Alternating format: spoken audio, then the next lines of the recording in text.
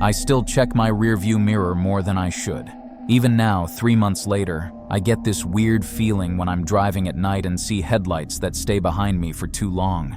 My girlfriend Vera says I'm being paranoid, but she wasn't there that night outside Barstow, California. She didn't see what I saw. She doesn't know what almost happened. This whole thing started back in July.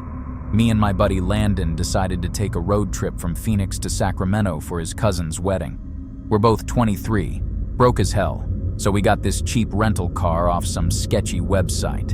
It was an old Honda Civic that smelled like cigarettes and had a weird stain on the back seat we didn't want to think about too much. The drive was supposed to take about 12 hours. We left at noon, figured we'd get there by midnight, maybe stop for food once or twice. Everything was fine at first. We were listening to music, talking about stupid stuff, making jokes about the wedding. Landon kept saying his cousin was marrying the wrong person, but nobody in the family wanted to say anything about it. Around 10 p.m., somewhere between nowhere and nowhere on Interstate 15, we heard this sound, a wobble. Then this soft metallic ping that made both of us go quiet. The car started pulling to the right really hard. "Shit," Landon said. "That's the tire." We pulled over to this dark stretch of highway. There were no lights anywhere except for our phone flashlights. The tire was completely flat, like totally destroyed.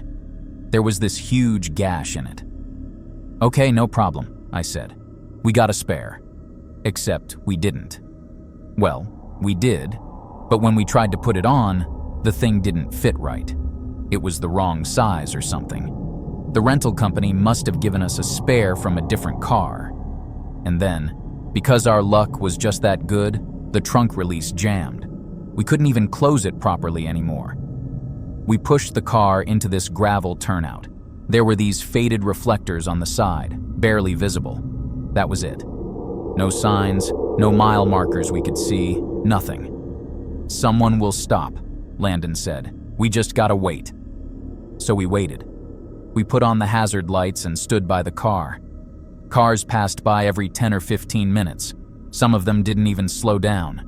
Others would slow down just enough to look at us, then speed back up and leave. One truck slowed down and we thought finally, someone's stopping, but then it just drove off. Nobody wanted to help. I get it, I guess. 2 guys on the side of the road at night could be a setup or something. But damn, it felt lonely out there. By 2 a.m., we were tired and cold. The desert gets freezing at night, which I didn't know before this. I was wearing shorts and a t-shirt. Landon had a hoodie, but that was it.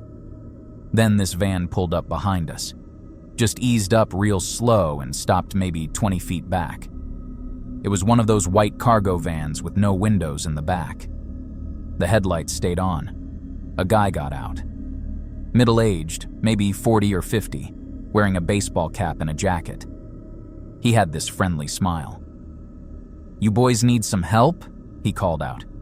His voice sounded weird, too polite, too rehearsed, like he'd practiced saying it. "Yeah, man," Landon said. "Our tire's blown and the spare doesn't fit." The guy walked over. He looked at the tire, nodded like he knew exactly what was wrong. "I got tools in my van. I can probably fix you up, or I can give you a ride to the next town. There's a gas station about 15 miles up." Something about the way he said it made me uncomfortable. He was being helpful, but he was also standing too close, and he kept asking questions. Where were we headed? Where were we coming from? Were we alone? "We're good," I said. "We called someone already." "They're coming." That was a lie. We hadn't called anyone because we didn't have service out there. The guy's smile didn't change, but his eyes did. "You sure?" "It's pretty late. Not a lot of people coming through here." "We're sure," I said. He stood there for a second, just looking at us. Then he shrugged. "All right. Your choice." He got back in his van, but he didn't leave. He just sat there with the engine running. "That's weird," Landon whispered. "Let's just get the hell out of here," I said. We decided to drive on the flat tire. It would destroy the wheel, but we didn't care anymore. We just wanted to move. We got in the car and started driving. The car made this horrible grinding noise and pulled hard to the right, but it moved. The van followed us. At first I thought maybe he was just going the same direction, but then we took an exit and he took it too. We got back on the highway and he got back on. Every turn we made, he made. He stayed about 5 car lengths back, close enough that we could always see his headlights. "This is fucked up," Landon said. He was gripping the door handle. We drove like that for 40 miles. 40 miles of grinding metal and those headlights behind us, never getting closer, never falling back. My hands were shaking on the wheel. Finally, we saw a gas station. It was closed, lights off, but there was a parking lot. We pulled in fast and the van pulled in right behind us. We jumped out and ran to the gas station door, locked. The van parked on the far side of the lot. The engine turned off and we heard it ticking as it cooled down. We couldn't see inside because of the glare on the windshield. We didn't know if he was still in there or if he'd gotten out. We pressed ourselves against the gas station door, trying to see into the van, and just waited. Hours passed. The sun started coming up around 6 a.m. As soon as there was enough light, we looked at the van. It was empty. The guy was gone. We walked back to our car. Both front tires were slashed, not just flat, slashed with something sharp. There was a note under the windshield wiper, white paper, folded once. I picked it up and opened it. It said, "Should have ridden with me." We called the cops. They came and took the note and looked at the tires and asked questions, but they said without a license plate or a better description, there wasn't much they could do. Guy was probably long gone. We eventually got a tow truck and made it to Sacramento late for the wedding. I still think about that night, about what would have happened if we'd taken his offer, about where we'd be now if we'd gotten in that van. I don't drive alone at night anymore, and I always check who's behind me.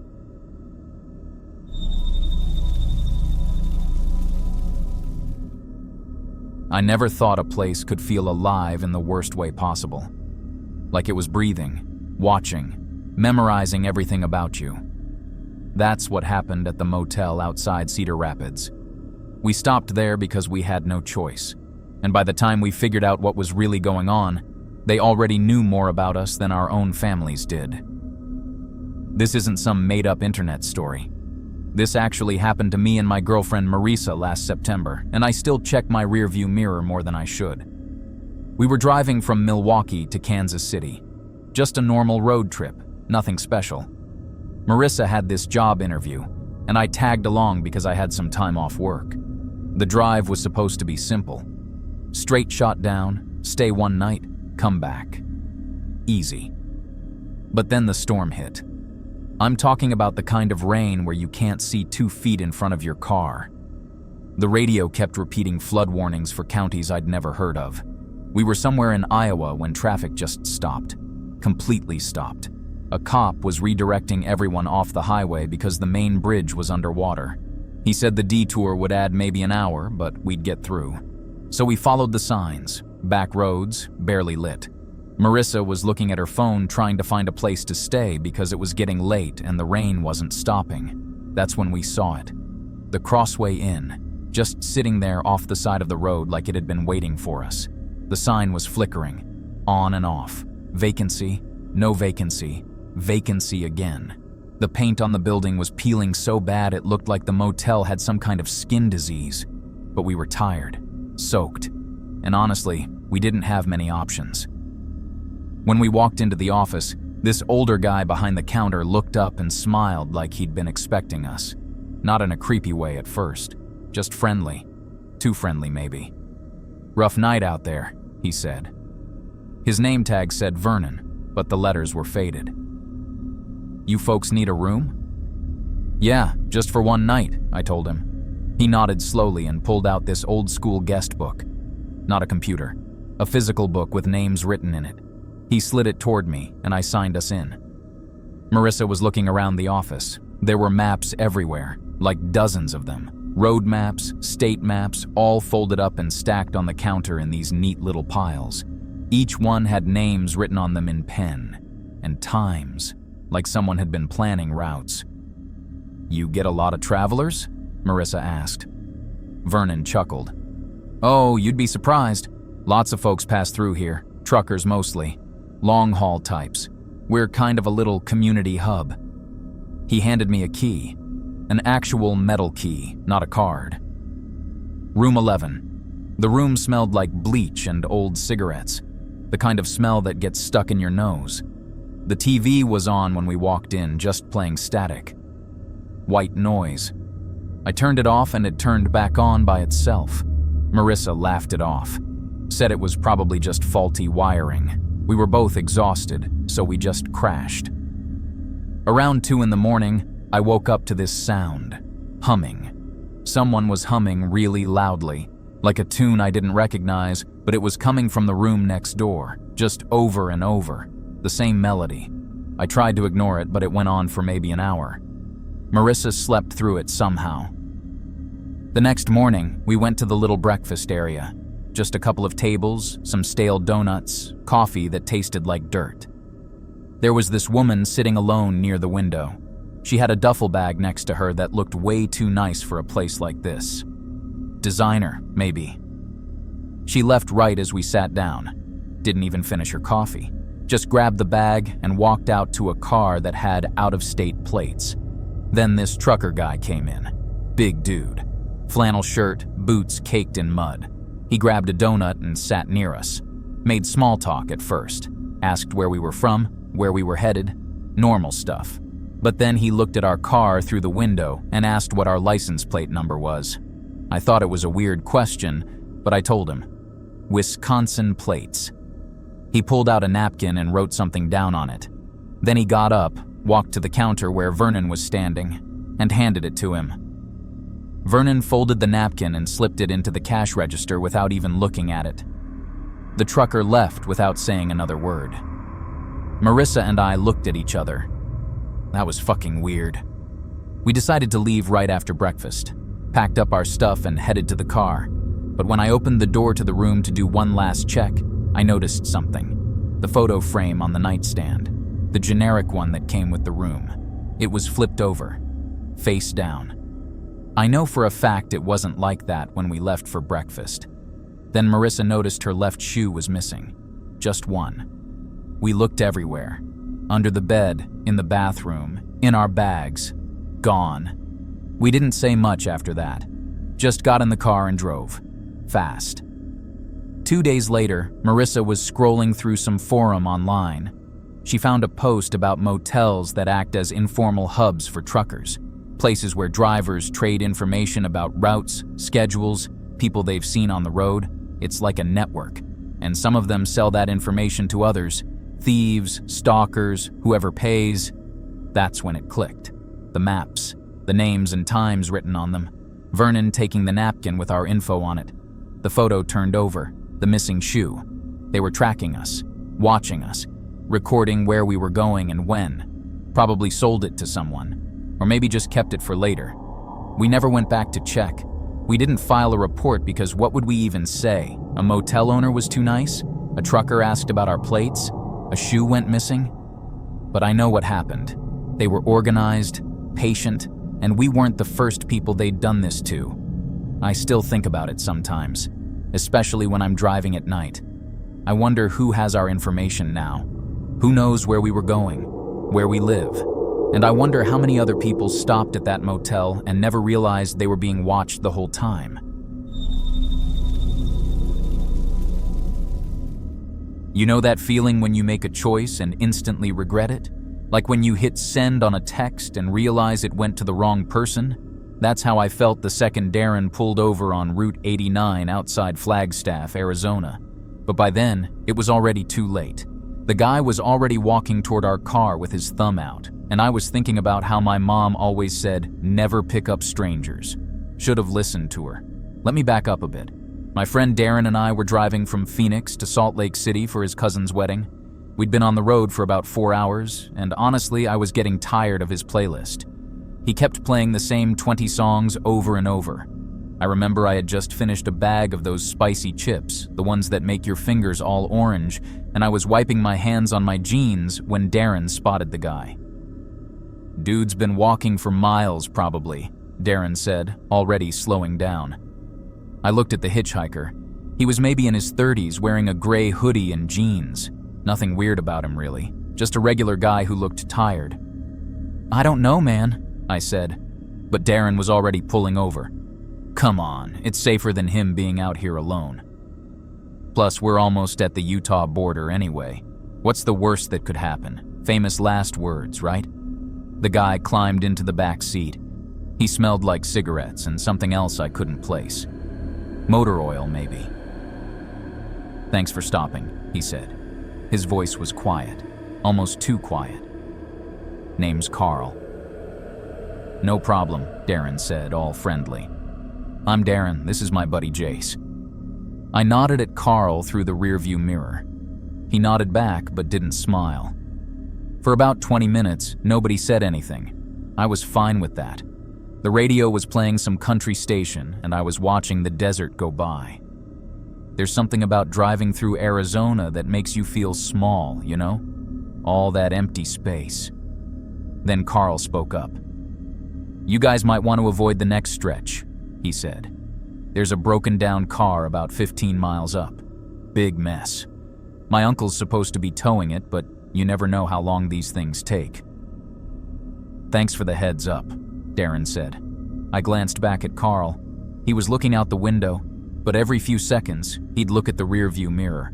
Not at the road behind us, at Darren, at me. Just these quick little glances. So, where are you guys staying tonight? Carl asked. We're pushing through to Salt Lake, Darren answered. Got a wedding tomorrow afternoon. Long drive, Carl said. You guys take turns sleeping? That question felt weird. I shifted in my seat. Nah, we're both pretty wired, I lied. Truth was, I'd been planning to nap once we hit Utah. Makes sense, Carl said. Then, after a pause, anyone know you're taking this route? Like, did you tell family or anything? My neck got hot. That's not a normal question. Yeah, tons of people know, I said, lying again. We'd actually changed our route last minute because of construction near Beaver, Utah. Nobody knew we were on Route 89. Carl just nodded and went back to looking out the window. Darren caught my eye. I could tell he was thinking the same thing I was.